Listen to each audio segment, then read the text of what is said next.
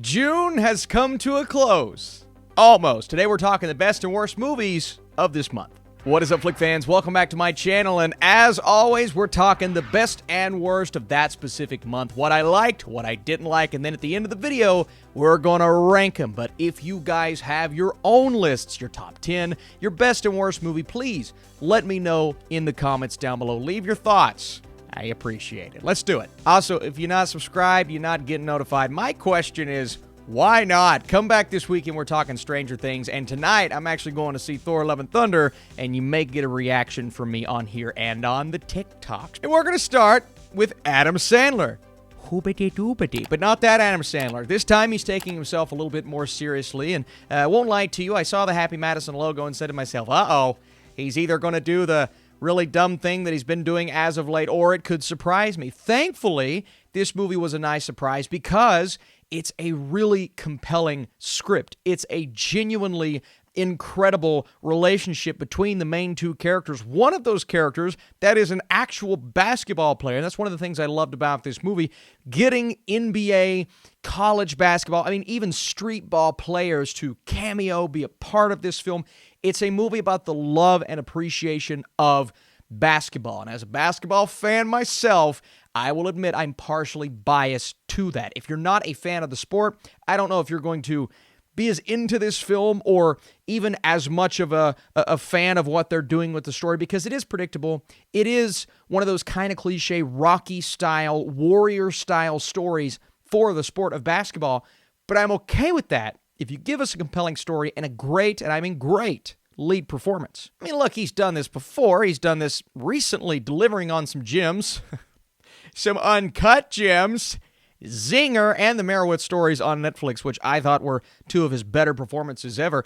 But then he took another step towards stupidity and ridiculousness, but every now and then he shows us what he can truly do, and I believe Hustle is a great example of that. I knew where it was going. I did not care. I am putting Hustle on the great tier. I genuinely believe this did everything it needed to do for sports fans. Next up, it's Spiderhead. Not Spider-Man, Spiderhead, starring Thor and Mr. Fantastic. Just kidding. Chris Hemsworth and Miles Teller, who I was excited to see. I was excited to see Hemsworth do something different, and he does something different. He's actually really good in the role. It's not often we get to see him play a villainous type character, so he crushes it.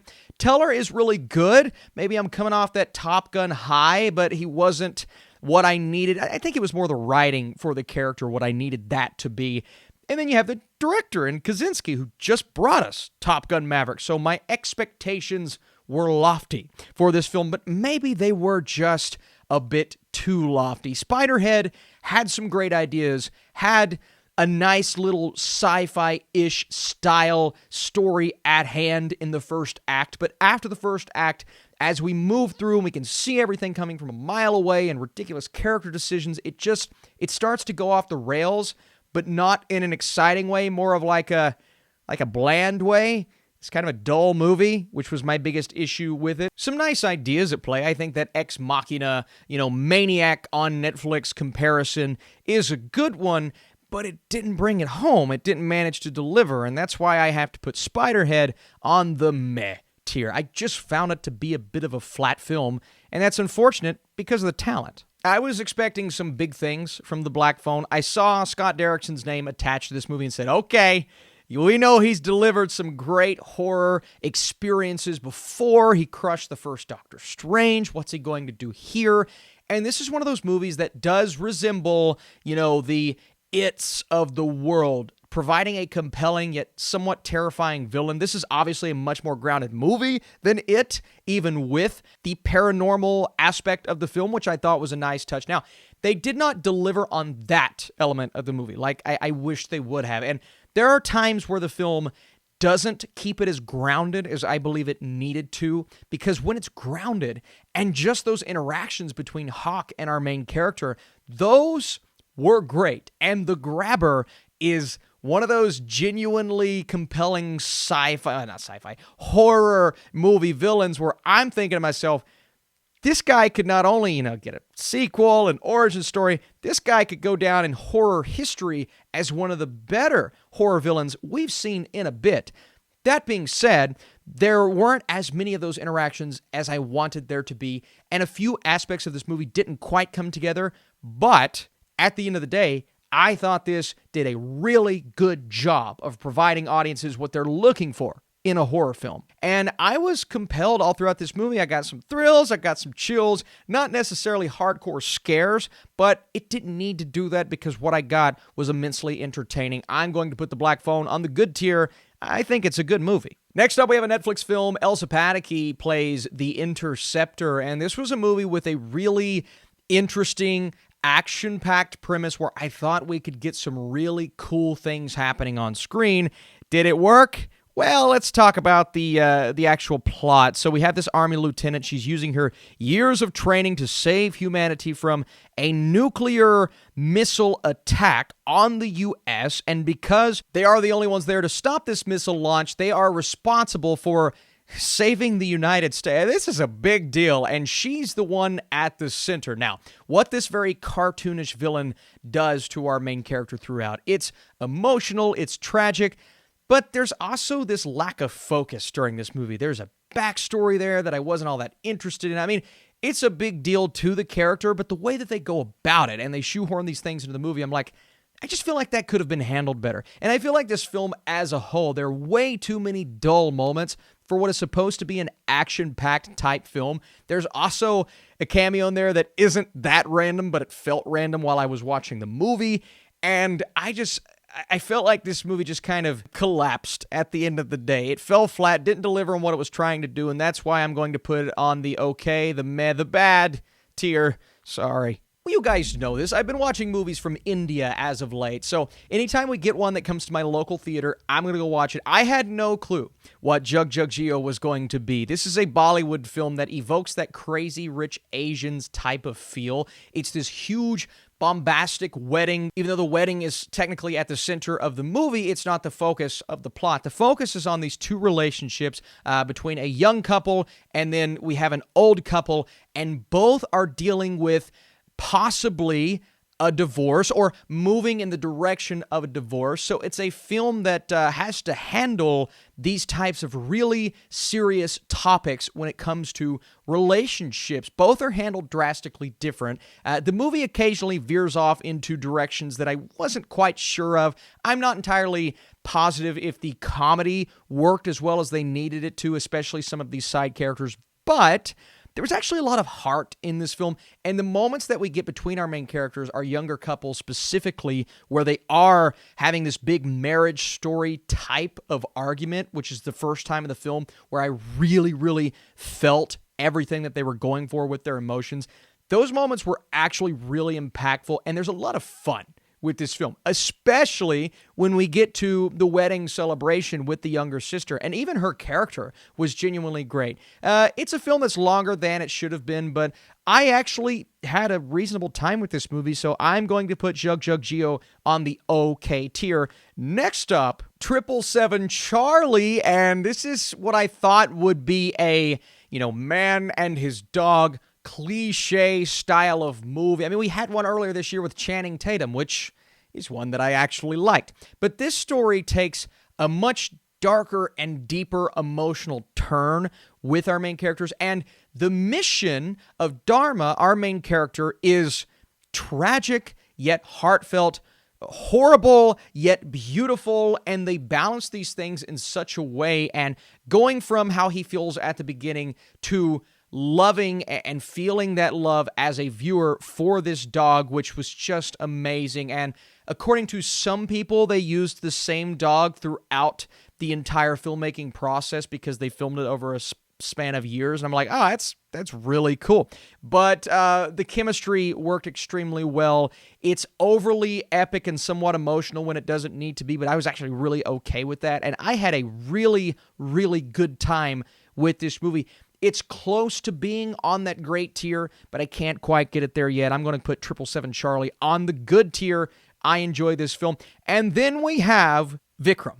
And Vikram was one of those movies that I had heard nothing but really good things about. I love a great murder mystery, and one that not only delivers a couple of compelling characters at the forefront, but one specific lead character, and then we have a set of so many flashbacks, getting to know who these people are, and the story kind of sets itself up nicely.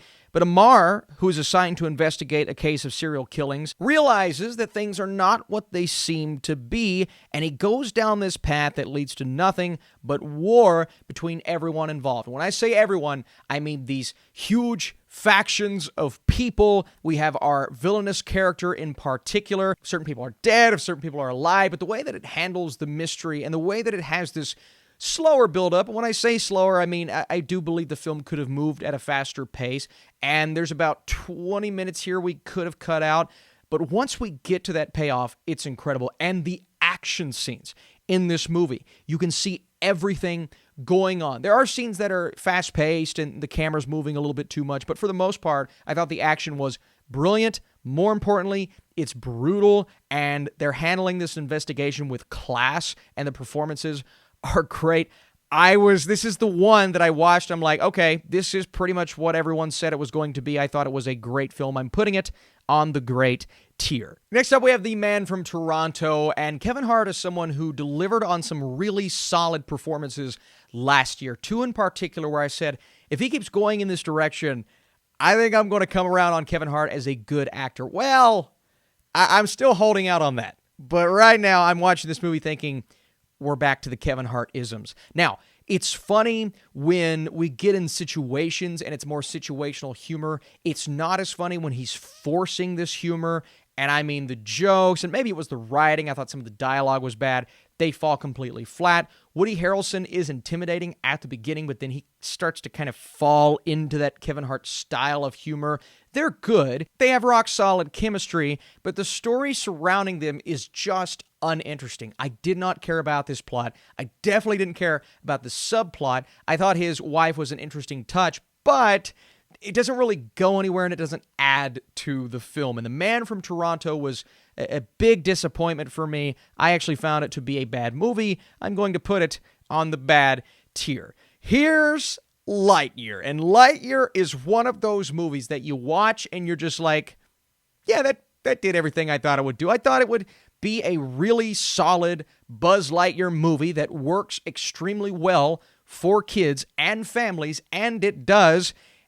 And it didn't do much more than that. It's not top-tier Pixar. That's understandable, but it does what it has to do. I think the controversy surrounding Lightyear is overblown. A lot of it came before the movie even dropped, so we got all of these one-star reviews before the movie was even in theaters. So now people see that and still maybe check IMDb for some reason. Look, nothing against, if you work for IMDb, nothing against you, but with all the review bombings and the scores and people just throwing tens and throwing one, even people who throw tens. Look, tens are great when it deserves a 10, but if you're just giving something a 10 because it was serviceable, I mean, why? So ignoring that, it got a rock-solid cinema score, and everyone that I've talked to has either been like, yeah, it was okay, or they were genuinely surprised with what the movie did. I thoroughly enjoyed it. It's predictable, it's a little cliche, but I'm putting Lightyear on the good tier. I think it is a rock-solid animated film. Just didn't do very well at the box office. Crime and punishment and crimes of the future. David Cronenberg. I wanted nothing more than to walk out of this movie saying that's the next horror, or I don't even, is this a horror movie? What is this? That's the next classic from David Cronenberg. I was looking forward to it. Really enjoyed the trailer. I think the actors involved here are amazing. Kristen Stewart, I was so excited to see what she was going to do in this film. And I walked out thinking that was a lot of talking. There's a lot of conversation. Look, the practical effects are amazing. This dystopian-style future where the human body is changing, and we hear that in the trailer, surgery is the new sex. That's a cool concept, but it's not one that's really explored in this film. It's not one that's delivered on. The payoff here is very, very minor. So I wanted so much more from the plot, and as it was progressing, I found myself just kind of intrigued, right? There are some really good moments in this movie. Absolutely. Visually, it's dark, but that's what it's supposed to be. It's supposed to have that look and feel to it. But the story wasn't captivating me. I wasn't really interested. And by the time we got to the end of the film, I'm like, if it wasn't David Cronenberg, I don't know if it would be as well respected as it kind of is from certain critics, I'm going to put Crimes of the Future on the meh tier. I found it to be very underwhelming. Emma Thompson plays Nancy in Good Luck to You, Leo Grand. This is one of those films that I didn't really know all that much about. And what it's surrounding is Nancy, at a stage in her life to where she doesn't necessarily know what she wants, even though it's pretty obvious to us at the beginning that we think she knows what she wants. But she hires Leo Grand to come in and provide her a service that she's still questioning. That confidence level isn't quite there. She's a retired school teacher. Leo Grand comes in and says, I'm going to give you what you've been looking for. She's never really had what she calls good sex. And that's the premise of the movie. The entire film is spending time with her as she's coming to certain realizations, the conversations that she has. I think both lead performances are spectacular. She is wonderful in this film. I did find it to drag just a little bit towards the middle of the movie, and at times it came across as if it didn't know entirely what it wanted to be. And I feel like some people are going to watch this and say, what's the point of that? But I actually find it to be something that makes the point very obvious and evident, and something that a lot of people are going to be able to watch and relate to and respond to. And no, I'm not at that point in my life, but who knows, maybe I reflect on this in the future and say, wow, that hit me a lot harder. There's a lot to enjoy here. And this movie was genuinely surprising and genuinely charming. And she, again, I can't state this enough, is spectacular. The movie goes on the good tier. I think it is a rock-solid film on Hulu. And I've talked so much about Cha-Cha Real Smooth on this channel. Back at Sundance, I talked about it. I did a review. I've been talking about it recently in my, best movies of the year so far. So I'm not going to say too much more other than Cooper Raiff from Shithouse to this is becoming one of my favorite, lower budget directors. I'm loving everything he's doing. Not only his direction, but his performance in this movie. His relationship with Dakota Johnson. That back and forth. But just a guy who's trying to figure out his place in life. And Johnson's character, who's doing the same thing. She has a daughter. There's a nice little relationship that forms between her daughter and Cooper Raiff. He DJs these bar mitzvahs, gets the party going. That's how they meet. That's how this relationship forms. But it's a very quiet, kind of humble movie. It reminds me a lot of Coda from last year. I don't know if it's going to get love at the Oscars like I think it deserves to, but I thought the screenplay was fantastic, and it just feels real. That's why I love it so much. That's why I'm actually going to put this really high, putting it on the awesome tier. Please watch it. Thank you very much. It sounds like Johnny Bravo. Listen, I really enjoyed the experience of Elvis, and it's one that I feel like if I watch again, maybe I will be on board with that Hanks side of the story a bit more. I just found that to be, and I saw the comments, people are like, Austin, that's supposed to be the focus, that's the way the story. I get it. I understand that. I just didn't like that. That it wasn't something that worked for me, whether that's the way the book was written or not. I did not like the way it was handled in the film. I just thought it took away from what was so amazing about the movie, and that's when Elvis is at the forefront. That's when Elvis is the focus.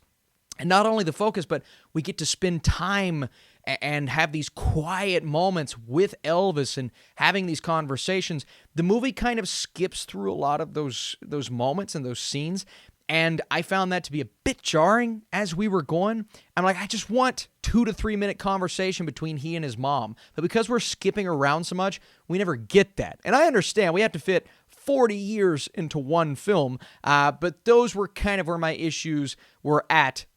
My issue is not with Austin Butler as Elvis, because he is amazing, and he makes this movie a good movie. He makes it a good time. And those concert scenes, that's where I'm going to give Baz Luhrmann credit here. They are handled with pure, the first time he's on stage and we get that flashback and it's going back and forth and we're revving up to this amazing concert, man. That's what I love about movies. And that was an absolute blast in the theater. We loved it. Overwhelmingly loved those moments. The concert scene's amazing. Austin Butler, I am on that Oscar train right now. He's the best performance of the year.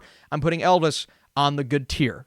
That rhymed. Jurassic World Dominion. Here's where my head's at, right? I'm not going to say it was a tragedy. I feel as if some Jurassic Park hardcore fans feel that way. My really good friend who went with me to the screening, he's a way bigger fan of Jurassic Park than I am. I love the film. He's seen it 50 times. He was not only mad, he was pissed off walking out of this movie. And he said, why are they overly relying on nostalgia that doesn't make sense? Why are they shoehorning these things into this film? And I said to myself, I don't know. It did not work for me. Look, I think there are fun moments in the third act. There are some really entertaining action scenes. The moment of Pratt on the motorcycle getting chased by those dinosaurs, those were great. But the overarching story, the shoehorning of nostalgia, the ridiculousness of not giving these characters any development or growth was just like, come on, man. What are you doing? I think Jurassic World Dominion is what some people have been saying some of these other blockbusters have been, but they are better than that. And now this movie comes out, and it's like, no, this is like Rise of Skywalker. Really disappointing.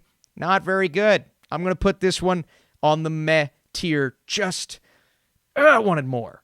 All right, it's time to rank these movies. Hey, if you guys are still here and you want to drop that like down below, it helps this channel and the algorithm. And be sure to leave your thoughts and comments down below. We're going to do more tier lists. But first, let's put these in order. At the bottom, we're going to go Interceptor, just an unmemorable action movie, followed by The Man from Toronto. It had its moments, but it is not a good film. On the meh tier, crazy enough, I'm going Crimes of the Future. I just found it to be a little more dull than something like Jurassic World that at least had some moments. But Spiderhead is the best on the meh tier because of its ideas, so that's good. On the okay tier, that's the only one. On the good tier, I'm saying good luck to you, Leo Grand, at the bottom. Still an extremely compelling film. Next up, I'm going The Black Phone in front of Leo Grand, and originally it was Elvis and The Black Phone competing for that spot, but seeing Elvis again and just realizing how much fun it is, I'm going to move that to the top, and that's the order. It's Elvis in front of Lightyear and 777 Charlie. On the great tier, we have two genuinely great movies, but Hustle wins out. I think Hustle is one of the best films of the year, followed by Cha-Cha Real Smooth at the top of my list. I love that film. I hope it remains in my top 10, but at the end of the day, who knows? Maybe it does, maybe it doesn't. That's my June tier list. Not everyone's going to match. That's okay. I need your responses and your comments down below. Let me know, how do you feel about June as a month? I thought there were some really good movies. More good than bad, obviously. Some stinkers, but that's okay. What's July going to bring us? I'm seeing Minions tomorrow. I'm seeing Thor tonight. How am I going to feel about it? Answer those questions or not. It's fine.